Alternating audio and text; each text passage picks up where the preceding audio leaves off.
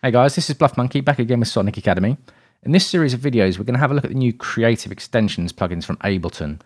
Now these plugins are free, it's a free pack of plugins, and it's compatible with Ableton Live 10 Suite, or if you've got Ableton 10 Live Standard and you have Max for Live installed, you can also use the plugins. Now first up we have a MIDI effects plugin called Melodic Steps.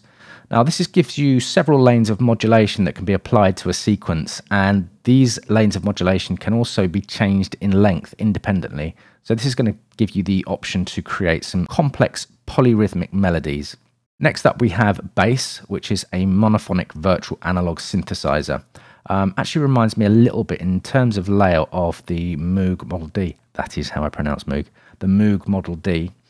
So I'll be interested to have a look at that and how it sounds. Next up we have Poli, which this time is a polyphonic virtual analog synthesizer. I've had a quick look at this and there's an interesting chorus section. This reminds me a little bit of the old Roland Juno synths. I think that's what they were inspired by. Next up we have Pitch Hack. Now they call this a audio effects plugin that is for creative sound mangling.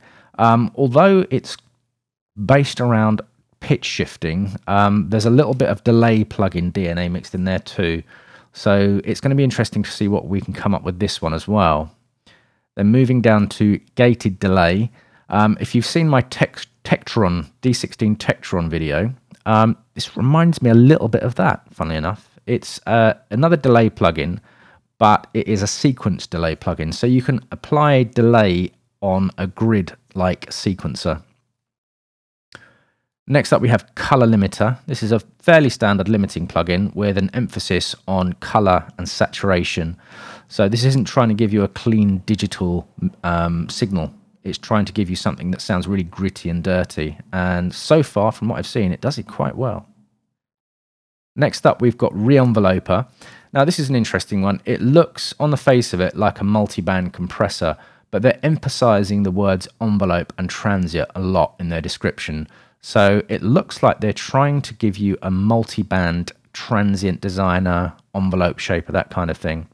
I would imagine this is going to be particularly useful on drums. And then finally, we've got something called Spectral Blur. This is another audio effects plugin. They say it's a reverb-like texturaliser. Now, yes, it does sound a little bit like a reverb to me, but it's quite moody. It's doing its own thing. It's not like a standard reverb plugin. So that I will probably try to use on a vocal or a lead or something like that, maybe even a pad. So those are the list of plugins that are included. What we're going to do, we're going to go through the plugins one at a time. We'll have a look at the controls and how they work and how they operate. And then I'll do another couple of videos trying to use the plugins in a real world mix environment. So I hope you found this video useful, and I'll see you in the next one. Cheers.